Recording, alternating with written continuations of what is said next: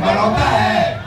अरे गांव का नाम नहीं बताइएगा तो इस गांव का दुर्दशा नहीं होगा तो किस गांव का दुर्दशा होगा। गांव का नाम बनाने में भी लाज लग रहा है। गांव का नाम बताने में भी लाज। बनौता गांव है तो बनौता गांव में अभी आप पूछ रहे थे कौन आ रहा है, पूछ रहे थे ना कौन आ रहा है। आपके गांव में आए हैं प्रशांत किशोर। काहे आए हैं? अरे बताइए काहे आए हैं? सब नेता आ रहा है, चुनाव का समय है, ठगने। यही तो आप कहे नेता आता है अच्छा अच्छा बात बोलता है। ये काहे आए हैं आपके गांव में? बोलिए। 2 साल से पैदल चल रहे हैं। जैसे आपका बनौता गांव है वैसे बिहार में कितना गांव है? 40,000 से ज्यादा गांव है। उसमें खुद पैदल पुल कर गए हैं 5 से 8,000 गांव। कोई 2 गांव चलता है तो थक के गिर जाता है। गांव गांव जाकर बिहार में जो बदहाली है, जो भ्रष्टाचार है, जो अशिक्षा है, जो पलायन है, जो घूसखोरी है, आपके गांव में पंचायत में बिना घूस के कोई काम होता है? नहीं होता है। कस के बोलिए, गर्मी हमको भी लग रहा है। अरे घूस के बिना काम होता है? नहीं होता है। खाली बनौता नहीं, जिस गांव में प्रधान जी गए सब गांव का यही किस्सा, सब गांव में यही समस्या। इंदिरावास मिला है? इंदिरावास मिला है? 400 रुपया मिलता है। 400 रुपया में तो धिया पोता को 4 को चॉकलेटों नहीं खरीद सकते हैं, दे सकते हैं। अब वो बंद हो गया है। तो गांव गांव जाकर क्या बता रहे हैं? हमारे और आपकी बदहाली, इतना गरीबी में बिहार का ये है। खाली बदहाली नहीं बता रहे हैं, गरीबी से निकलने का रास्ता भी बता रहे हैं। काहे भाषण सुनकर तो गरीबी से नहीं निकले है ना। अरे 40 साल से कितना भाषण सुने हैं? हाँ बोलिए, 40 साल से कितना सुने हैं? तो प्रधान जी भाषण दे देंगे तो हम और आप गरीबी से निकल जाइएगा? नहीं निकलेंगे ना। तो गांव गांव जाते हैं कि अपना समस्या बताइए अपने गांव का, उससे निकलने का रास्ता बताते हैं। तो भाषण सुनना है कि गरीबी से निकलने का रास्ता? जल्दी बताइए, अगला भी सवाल है। गरीबी से निकलने का रास्ता की भाषण खाली उन दीदी को निकलना है, बाकी सबको नहीं निकलना है। हाँ, खाली उन दीदी को निकलना है। गरीबी से निकलने का रास्ता की भाषण गरीबी से निकलने का। हाँ बोलेंगे चाची, एक साथ बोलो सभी आदमी। सुनना है ना। तो पहले को एक चाची दीदी माइक लीजिए, बताइए आपके गांव का सबसे बड़ा समस्या क्या है? कौन बताएगा? कौन बताएगा आपके गांव का सबसे बड़ा समस्या? हाँ बोलिए। देखिए नेता को गरियाने से अगर हम और आप गरीबी से निकल जाते तो रोज ऐसे बैठते और नेता को गाली देते। नेता को गाली देने से बात नहीं बनेगी, क्या करने से बात बनेगी? इसीलिए 3 साल से जीवन खपा रहे हैं।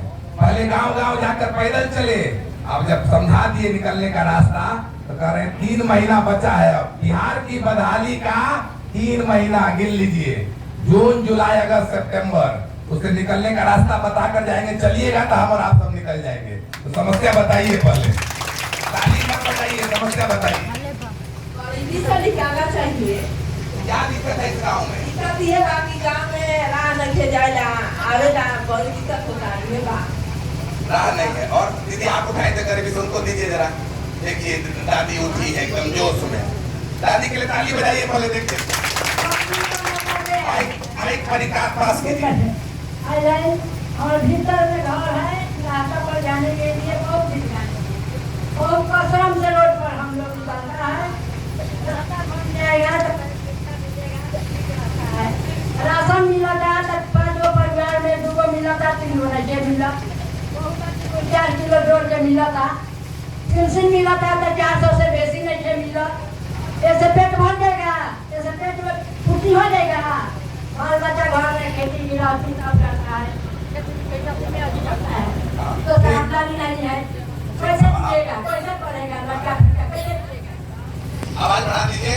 आप देखिए राशन कार्ड, बच्चा कैसे पढ़ेगा, घूस कैसे बंद होगा, इसका रास्ता जानना है कि नहीं जानना है? जानना है। जानना है। तो एक बार जोरदार ताली से आपके बेटे, आपके भाई प्रधान जी का स्वागत कीजिए। जोरदार ताली से, ताली बजाइए। बहुत धन्यवाद। कहनी है हमने के गरीबी से निकले के बाद आज जब पूछा था कि कौना कौन समस्या ज्यादा बैठिए बैठिए बैठ जाइए। बैठिए ना, बैठिए बाबा, बैठ जाइए। पूछाता कि कौन समस्या बा और वह कहतनी ए भैया इधर नाली गली नहीं थे, मान ली के वह नाली गली बन जाई तो गरीबी खत्म हो जाई। बिल्कुल ना। देखी रवा बुद्धि का है, रवा गरीबी में फसल बा, रवा बुझाता कि हमरा गरीबी से निकले के बाद अगर पूछाता का चाहिए और वह कहतनी भैया हमारा रोड बनवा दी, तो रोड बन जाई और गरीबी खत्म हो जाई। बड़का बड़का रोड बनल बा, पुल बनल बा, उससे गरीबी खत्म भई। गरीबी खत्म करे खातिर 3 गो उपाय बा। 3 गो दुनिया में जितना विद्वान लोग बा वो बतैलन कि गरीबी खत्म करे के बाद, गरीबी से निकले के बाद तो 3 गो रास्ता बा। पहला रास्ता बा पढ़ाई। अगर बाल बच्चा जो गाँव में पढ़ गई बा, पढ़ लिख के जो नौकरी करता वो गरीबी से निकल गई बा। दूसरा रास्ता बा जमीन, जेकरा पास खेती करे खातिर जमीन बा 2-4 बीघा, ओकरो बिया पोता ठीक चलता काम। आ तीसरा रास्ता बा जेकरा पास पैसा बा, पूंजी बा, ऐजे देखी दुकान गौरी कैले बा, गाँव में कोई खाद बेचता, कोई मिठाई बेचता, कोई कपड़ा बेचता, ओकरो जीवन चलता। तो 3 गो रास्ता का बा। ओकरा घर के सामने रोड होके चाहे ना होके, अगर ओकर लड़का पढ़ लिख के नौकरी करे लागल तो वो गरीबी से निकल जाए। रउआ घर के आगे नाली बहो आकि सोता बहो, लेकिन अगर रउआ भी 10 बीघा जमीन होके तो राउर काम चल जाई। आ दोनों नहीं के मान ले यही गांव में रउआ एगो बढ़िया मिठाई के दुकानों चलावतानी, कुछ नहीं करत, 5 गो भैंसे रखले बानी, दूधे बेचतानी, ओकरो गरीबी खत्म बा। तो 3 गो उपाय बा, पढ़ाई, जमीन आ पूंजी, पैसा। जितना पीरवा समीजा बानी जा, अगर रउआ के कोई 1 लाख रुपया कर्जा दे दे तो कौन ऐसा आदमी बा जे कुछ काम मेहनत करके 1 लाख रुपया से 2-4 हजार रुपया ना कमाए लगी। कर्जो कोई दे दो, कर्जो दे दी तो कुछ काम करके आगे आदमी बढ़ जाई। तो जन सुराज में रउआ के हम बताओ तनी कि गरीबी से निकले के 3 गो रास्ता बा कि हमने के लइकन के पढ़ाई होके के चाहिए। जे पढ़ लिख गई बा, नया लड़का बा, ओकरा रोजी रोजगार होके के चाहिए। और जे गरीब बा आदमी जेकरा जमीन नहीं के, ओकरा जमीन मिले के चाहिए। 30 वर्ष से कोनो गरीब के जमीन मिलते नहीं के। तो जन सुराज के जब रास्ता बा कैसे बनी, तीनों चीज कैसे होई रहा लइकन के। नेता लोग करी हम जा, नेता के करे तब ले कर दे ले रही। तो हम रवा के रास्ता बताओ तनी कि रउआ कैसे कर सकीला। तो सब आदमी पहले सोच के बताई कि रउआ गांव पंचायत में नाली गली होके चाहे मत होके, रोड बनी तब बनी दिखाई, लेकिन हमने के लड़कन के पढ़ाई रोजगार होके के चाहे कि ना होके के चाहे। हाथ उठा कर बोले के बाद सबके हाथ जेकर ना उठे ओकरा ना बुझाई। रास्ता सीखे के बाद हाथ उठा कर बोली होके के चाहे कि ना होके के चाहे। जोर से बोली होके चाहे ना होके चाहे। अरे जोर से बोली भाई, बोल के बोले के बाद होके चाहिए। अरे एक बार हाथ उठा के बोले के बाद होके चाहिए कि ना होके होके चाहिए। सबकी बात बुझाता। तो अब अपना लेकर के जेकर जिंदगी सुधारे चाहता नहीं, अपन लेकर के चेहरा याद करी जा। सब आदमी अपन लेकर के चेहरा याद करी जा और अपना लेकर के नाम पर ये बताई कि आप रउआ में से कौन आदमी ऐसा बा। यार माइक चली आप में उसको आगे करो।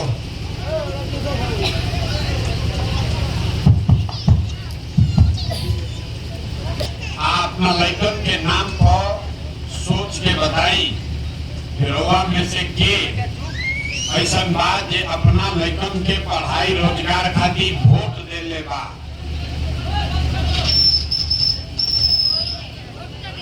अब देखिए आप बात पूछो तनी कौन बोले के बा। अपना लड़कन के पढ़ाई रोजगार खातिर रउआ में के वोट दे ले बा बताई। हम नहीं दे ले तो चुपचाप रही। अपना लइकन के नाम को सोच के बताई कि अपना लइकन के पढ़ाई रोजगार खातिर कभी रउआ जीवन में वोट देले बानी तो कैसे होई? रउआ रोटी खाए के बाद तो रोटी बनावे पड़ता, रउआ खिचड़ी खाए के बाद तो खिचड़ी बनावता नहीं। तो रउआ चाही का लइकन के पढ़ाई रोजगार, और वह नेता कहता नहीं कि नेता काम नहीं के करो, और वह वोट कौन बात को देता नहीं, रउआ वोट देता नहीं 5 किलो अनाज खाती, रउआ वोट देता नहीं मंदिर अयोध्या में राम जी के मंदिर बनावे खाती, रउआ वोट देता नहीं जाति के नाम खाती, रउआ वोट देता नहीं नाली गली खाती, रउआ वोट देता नहीं बिजली खाती, रउआ वोट देता नहीं मोदी जी के भाषण सुन के सिलेंडर के लालच में। रउआ वोट कोई के दी ही, बात के ध्यान से सुन, यहाँ पर मत बतिया।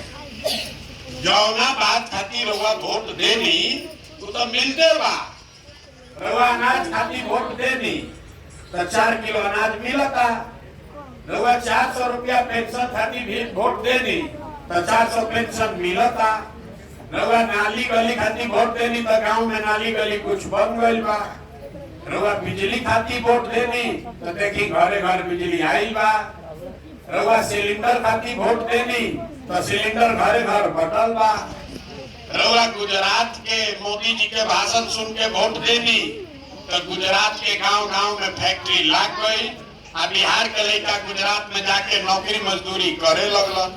लेकिन अभी हमने के का कहने जा कि हमने के अपना लड़कन के पढ़ाई रोजगार खातिर आज तक वोट ना देनी जा, तो जौना चीज खातिर वोट देनी तो मिलता, आ जौना चीज खातिर वोट नहीं दे वो नहीं के मिलत।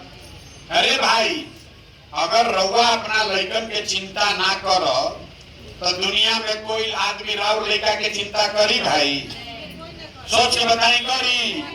तो रउआ आपन लड़का के चिंते नहीं करो, आ लालू के या नीतीश के या मोदी के या प्रशांत किशोर के चिंता करता नहीं, तो जेकर चिंता करता नहीं ओकर लड़का बढ़ता।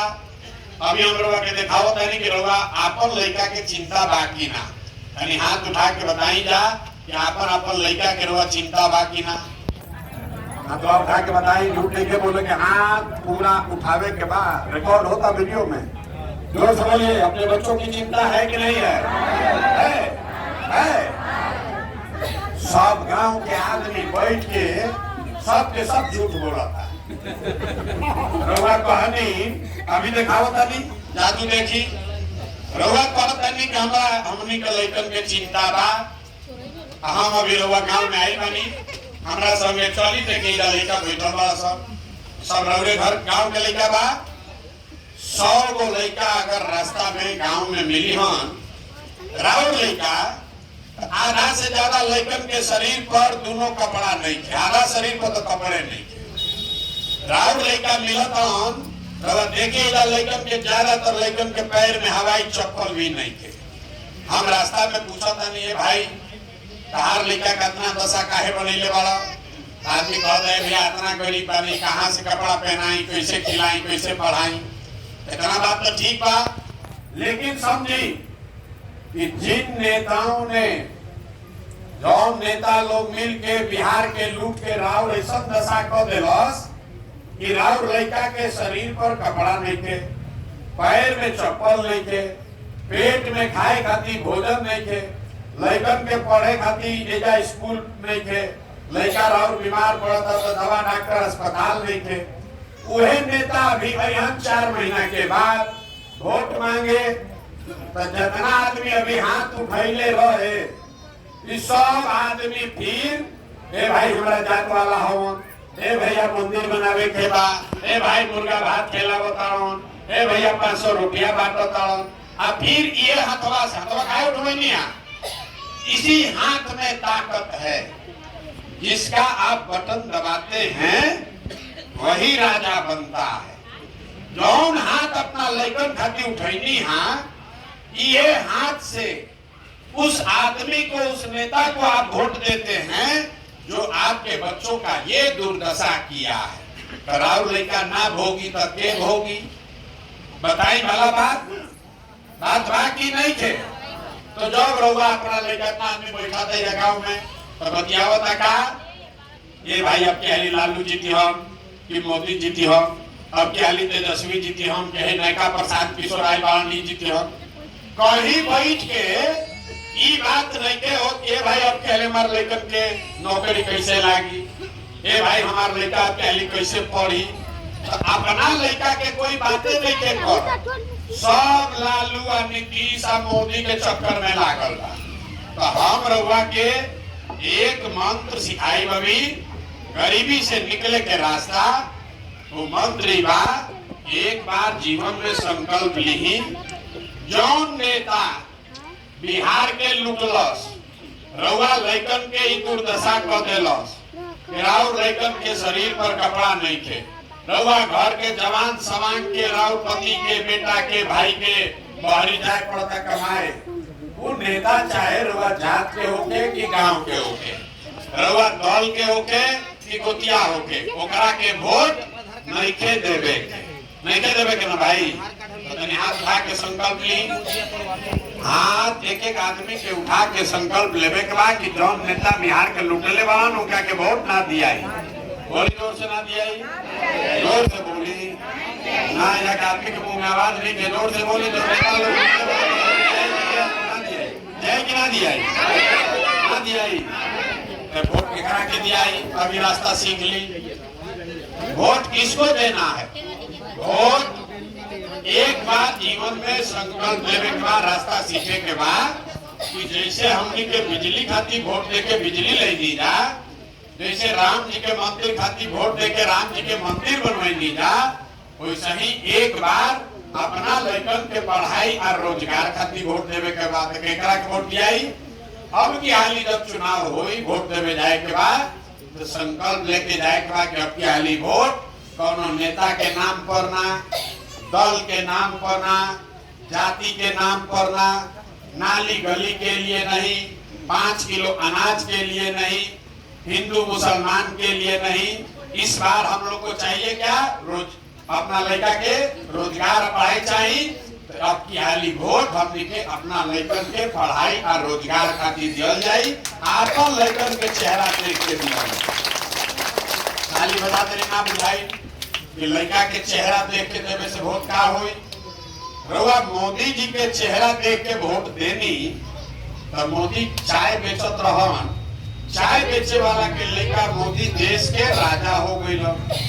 रउआ वोट में ताकत बा, लालू जी के चेहरा देख के वोट देनी तो भैंस चरावे वाला लालू जी 30 वर्ष से राजा हो गई। रउआ नीतीश के चेहरा देख के वोट देनी तो वैद के लड़का नीतीश कुमार 20 वर्ष से हमने के राजा बन के घूमता। हमार बात मानी, एक बार आपन लड़का के चेहरा देख के वोट दी, वोट के दिन लालू के लड़का के चेहरा देख के ना आपन लड़का के चेहरा देख के वोट दी। रउआ वोट में इतना ताकत बा, राउर लड़का भी बेरोजगार ना रही, अनपढ़ ना रही, ओकरा शरीर पर कपड़ा होई, ओकरा खाए के अनाज होई, रउआ वोट में ताकत बा। ये मंत्र सीखे के बाद आई जब हो जाई तो छठ के बाद जितना इधर राउर लड़का सवांग गइल बारन बाहर पढ़े नौकरी करे, छठ के बाद छठ में आपने आई लौटी तो छठ के बाद अब ओकरा बिहार से बाहर ना जाए पड़ी, कहे कि बिहार में ही ओकरा के 10, 12, 15 हजार के रोजी रोजगार के जुगाड़ कर दिया जाए ताकि छठ में जब राउर सवांग घरे आओ तो वापस ना जाए। आ जे बूढ़ आदमी बा 60 वर्ष से ज्यादा जेकर उम्र बा ओकरा के नीतीश कुमार 400 रुपया भीख देता। बताई रोड पर कोई बैठी आ भीख मांगी, वो 400 रुपया से ज्यादा भीख इकट्ठा कर ली, नीतीश कुमार 400 रुपया देता। अब क्या लिखा है भाई कि छठ हमने के मनावल जाई, छठ के 1 महीना के बाद जेकर जेकर उम्र 60 वर्ष बा, 60 वर्ष से ज्यादा उम्र के आदमी के 400 रुपया ना 2000 रुपया घरे घरे ओकरा पेंशन जरूर दिया जाए ताकि ओकरा खाए पिए दवाई के उपाय हो। और तीसर बात सबसे जरूरी 10-12 हजार के मजदूरी से जीवन जीवन ना सुधरी। 2000 के पेंशन से जीवन भी ना सुधरी। सुधरी तब जब राउर बाल बच्चा बढ़िया पढ़ लिख कर होशियार हो। अब राउर जिंदगी ना सुधर सके। अब रउआ पढ़ के तो डॉक्टर इंजीनियर ना बन सके, लेकिन राउर लड़का पढ़ सकेला सर।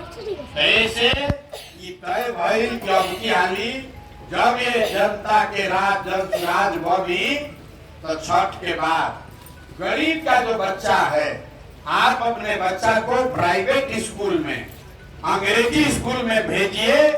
जेकर लड़का 15 साल से कम उम्र के बाद आपन लड़का के रुआ प्राइवेट स्कूल में भेजी। आ स्कूल के फीस सरकार की ओर से दिया जाए, ताकि गरीब से गरीब का बच्चा भी अंग्रेजी स्कूल में पढ़ो, तबे ना पढ़ी तो आगे बढ़ी। बताई होके चाहिए कि ना होके चाहिए? आप सब लोग सोच के बताई कि भैया हमने के नाली गली चाहिए कि हमने के अपना सामान खातिर रोजगार चाहिए? सोच के बोली। अरे बोलबे रोजगार चाहिए कि नाली गली चाहिए? 4 किलो अनाज चाहिए कि रोजगार चाहिए? रोजगार चाहिए ना। सबके रोजगार हो जाए तो नाली गली अपने बनवा लिया, घर जा कर लिया जाए। 10, 12, 15 हजार मिले लागो तो नाली गली खराबो तले खड़े जा हो जाई, काम चली, पेट भरी तो सब हो जाए। और दूसर बात, अपन जात के नेता रहा चाहिए, आके अपना लड़कन खातिर बढ़िया पढ़ाई चाहिए। पढ़ाई चाहिए कि जात चाहिए? जात चाहिए कि पढ़ाई चाहिए? पढ़ाई चाहिए ना। तो अपन लड़कन खातिर पढ़ाई चाहिए तो जात छोड़ी, ये लड़कन के बढ़िया पढ़ाओ, ओकर साथ कर, तब ना बात बनी। 400 रुपया पेंशन चाहिए कि 2000 रुपया पेंशन चाहिए? के मुंह में आदमी के मुंह में आवाज नहीं है। 400 पेंशन चाहिए कि 2000 पेंशन चाहिए? लालू नीतीश मोदी के राज रहे के चाहिए कि अब हटा के नया जनता के राज बने के चाहिए? भाई लालू नीतीश के राज रहे के चाहिए कि जनता के राज बने के चाहिए? जनता के राज बने के चाहिए। नीतीश कुमार के रखे के बाद हटावे के बाद हाथ उठा के बताए। नीतीश कुमार के रखे के बाद भ्रष्ट आदमी के हटावे के बाद रखे के बाद हटावे के बाद महिला नीतीश कुमार के रखे के बाद हटावे के बाद ना तो लालू जी के में बात एक लालू जी के जंगल राज लावे के बाद लालू जी के ललटेन वाला राज चाहिए। लालू जी के ललटेन वाला राज चाहिए भाई ना। कोई जगह चाहिए बोली लालू जी का राज चाहिए कोई के ना चाहिए? तो भैया लालू नीतीश ना चाहिए तो अब क्या जनता के राज चाहिए। अपना लड़कन के पढ़ाई रोजगार खातिर अब क्या राज बनाई जा, तबे जीवन सुधरी। आना तो नाली गली मंदिर मस्जिद 4 किलो अनाजे करत जीवन बीत जाई, सुधार ना हो सके। बहुत बहुत धन्यवाद।